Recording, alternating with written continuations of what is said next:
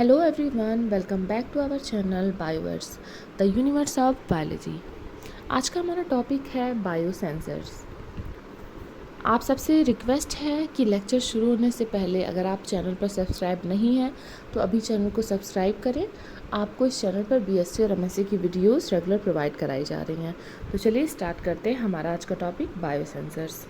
तो बायोसेंसर्स को अगर हम जो है इसके टर्मिनोलॉजी को अगर हम ब्रेक करते हैं तो हमें पता चलता है बायो मतलब हमारा बायो से हम समझ सकते हैं बायोलॉजी, और सेंसर मतलब जो है किसी चीज़ को सेंस करे, मतलब किसी बायोलॉजिकल सिग्नल को यहाँ पर सेंस किया जा रहा है। ठीक है ना, किसी बायोलॉजिकल सिग्नल को यहाँ पर सेंस किया जा रहा है। तो चलिए अब देखते हैं कि बायो सेंसर से हम क्या समझते हैं। According to the recently proposed IUPAC definition के हिसाब से बायोसेंसर क्या है।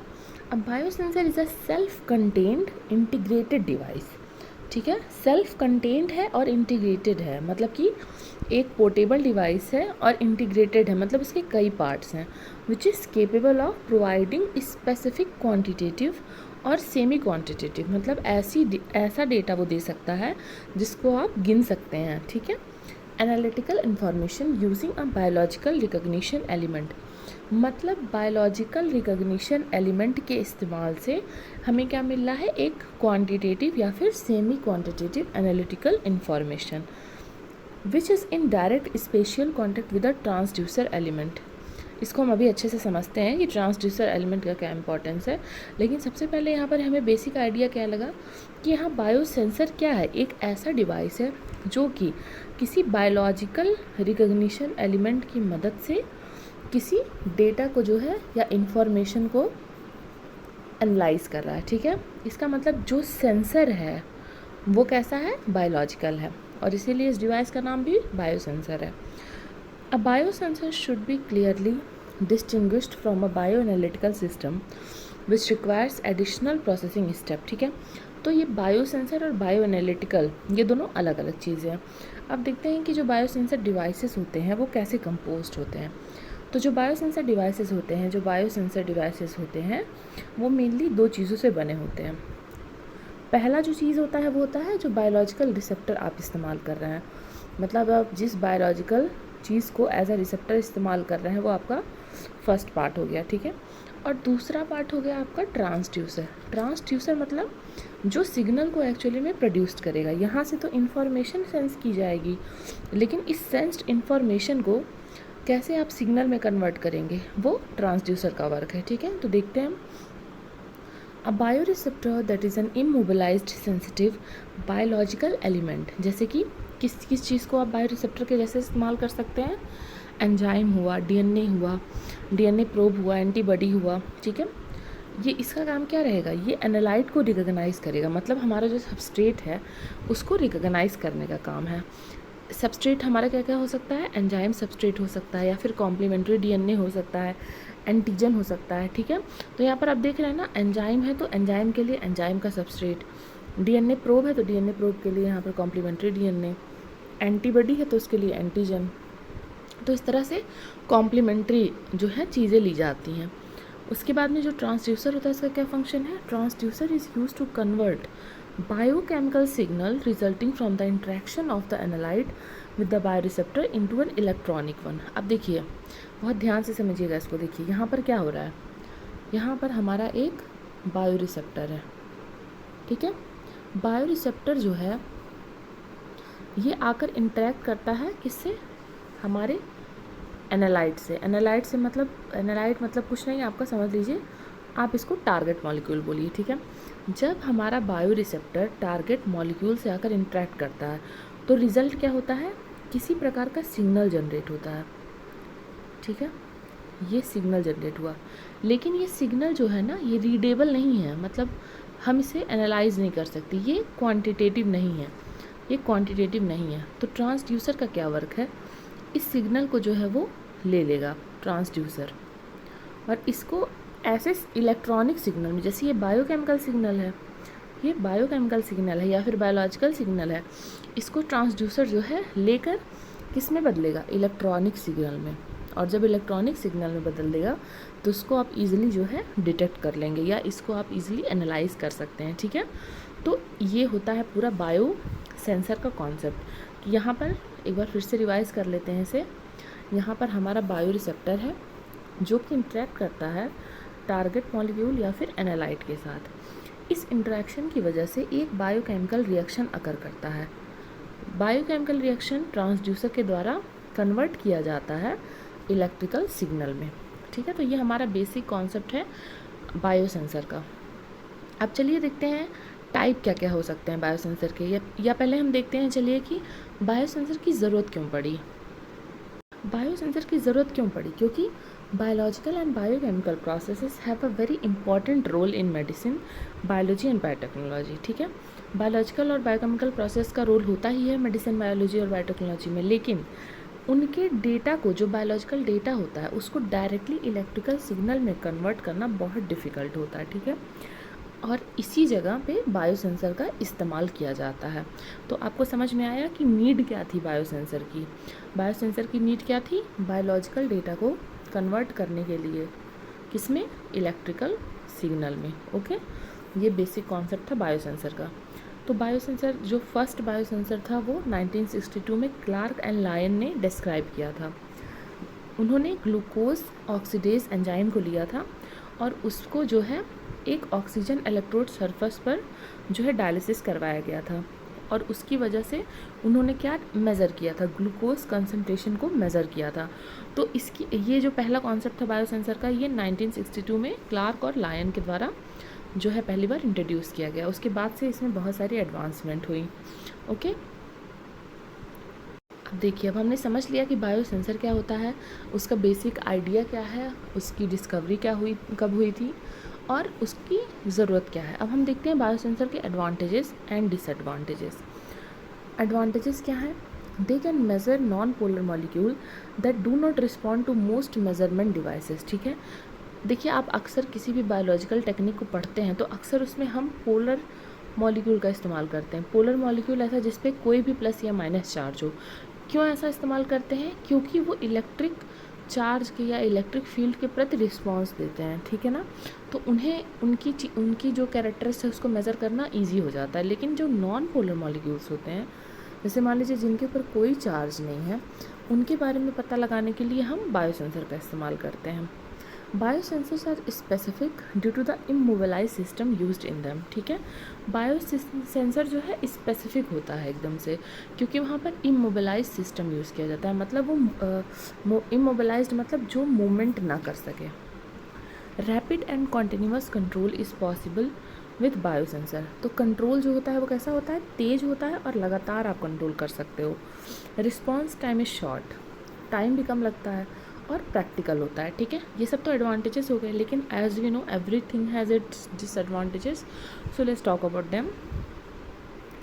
Heat sterilization is not possible because of denaturation of biological material. अब देखिए, यहाँ पे अगर आप बायोलॉजिकल मटेरियल इस्तेमाल कर रहे हैं तो हमें पता है कि बायोलॉजिकल मटेरियल का स्टेरिलाइजेशन अगर करेंगे तो उसकी जो प्रोटीन्स होते हैं या उसमें जो बायोकेमिकल सब्सटेंस प्रेजेंट होते हैं वो डीनेचर हो सकते हैं टेम्परेचर की वजह से, ठीक है। तो अगर आप हीट स्टेरिलाइज नहीं कर सकते तो आपको और मेथड इस्तेमाल करने होंगे स्टेरिलाइजेशन के लिए, वरना इन्फेक्शन होने का चांसेस रहेगा। स्टेबिलिटी ऑफ बायोलॉजिकल मटेरियल, जैसे कि एंजाइम हुआ, सेल हुआ, एंटीबॉडी, टिश्यू, कुछ भी हुआ, तो ये बहुत सारी चीज़ों पे डिपेंड करता है, ठीक है। जैसे पीएच, टेम्परेचर, आयन, किसी पे भी डिपेंड करता है। तो इसकी वजह से जो है आपको बहुत ज़्यादा ध्यान देना पड़ेगा और बहुत सेंसिटिव रहेगा आपका जो मटेरियल है। The cell in the biosensor can become intoxicated by other molecules that are capable of diffusing through the membrane। वही बात हो गई कि आप इन्फेक्शन से नहीं बचा सकते हैं, आप जो है इंटॉक्सिकेशन से नहीं बचा सकते। मतलब कोई टॉक्सिक मॉलिक्यूल जो आके सेल में अगर एब्जॉर्ब हो गया तो आप उसको बचा नहीं सकते हो। तो इस तरह की चीज़ों का यहाँ पर डर रहता है, क्योंकि यहाँ पर आप बायोलॉजिकल मटेरियल यूज़ कर रहे हो।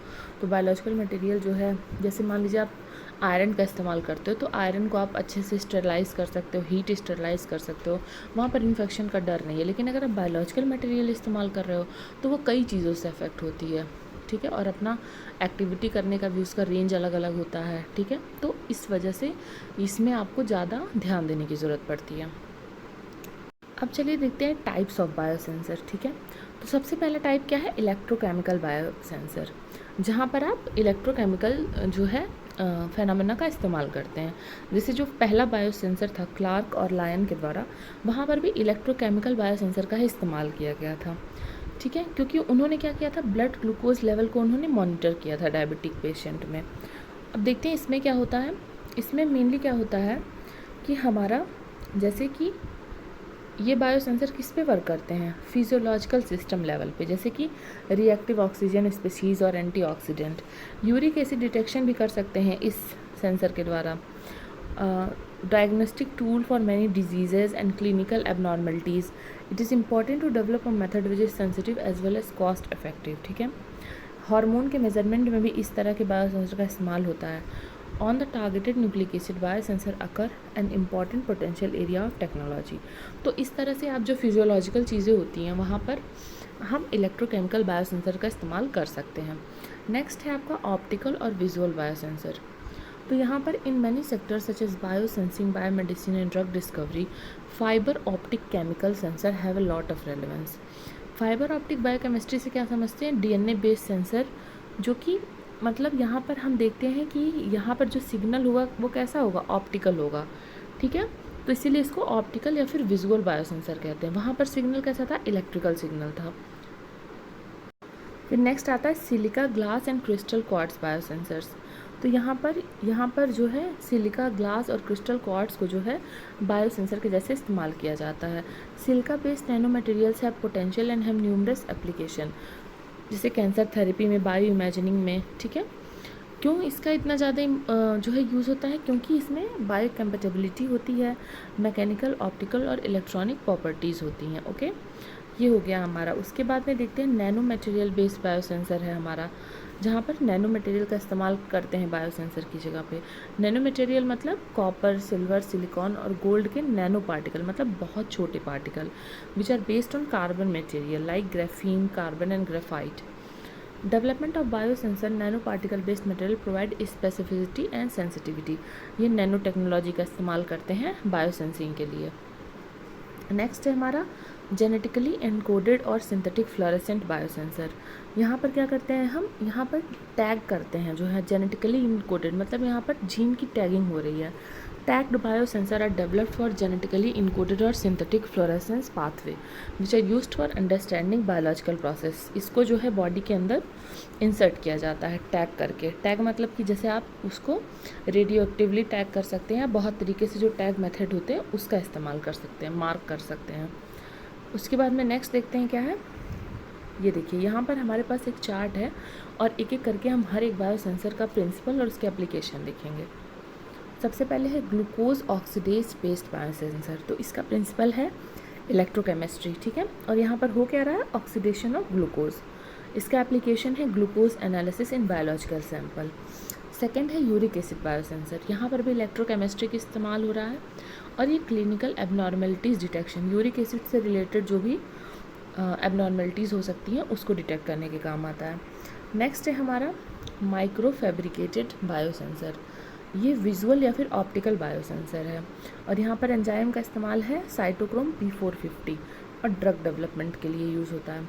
हाइड्रोजेल बेस्ड बायोसेंसर, ये भी ऑप्टिकल बायोसेंसर है और इमोबाइलाइजेशन ऑफ बायोमॉलिक्यूल के लिए इस्तेमाल होता है।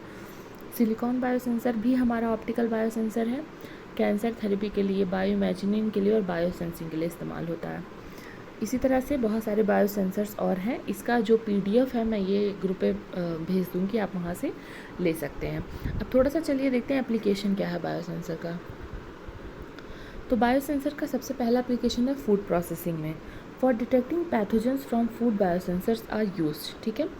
अगर जो है इस्कर्शिया कोलाई या ई कोलाई अगर वेजिटेबल्स में प्रेजेंट है तो ये कंटामिनेशन को शो करता है।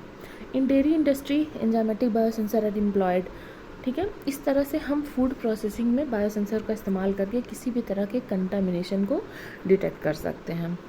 फर्मेंटेशन प्रोसेस में इस्तेमाल होता है। For monitoring the presence of antibody, biomass enzyme product और by product, for measuring the process conditions, biosensors are utilised, ठीक है। कितना जो वहाँ पर जो आप फर्मेंटेशन कर रहे हैं वहाँ पर बायोमास कितना है, उसमें एंजाइम्स कितने हैं, उस प्रोडक्ट कितना बना, बाई प्रोडक्ट कितना बना। तो ये सब एकदम बारीक बारीक चीज़ें मेज़र करने के लिए भी बायोसेंसर का इस्तेमाल हो सकता है। तो फ्लोरेसेंट बायोसेंसर किस लिए इस्तेमाल किया जाता है? ड्रग और कैंसर की डिस्कवरी के लिए। ठीक है, ड्रग और कैंसर की डिस्कवरी के लिए हमारा फ्लोरेसेंट बायोसेंसर इस्तेमाल किया जाता है। तो आई होप आपको ये वीडियो अच्छी लगी होगी, और ये बायोसेंसर के बारे में इतनी बातें थी। ये PDF आपको ग्रुप पे मिल जाएगा, टेलीग्राम ग्रुप आप ज्वाइन कर सकते हैं, और बाकी वीडियोस के लिए चैनल पर बने रहें। Keep learning, keep growing. Thank you.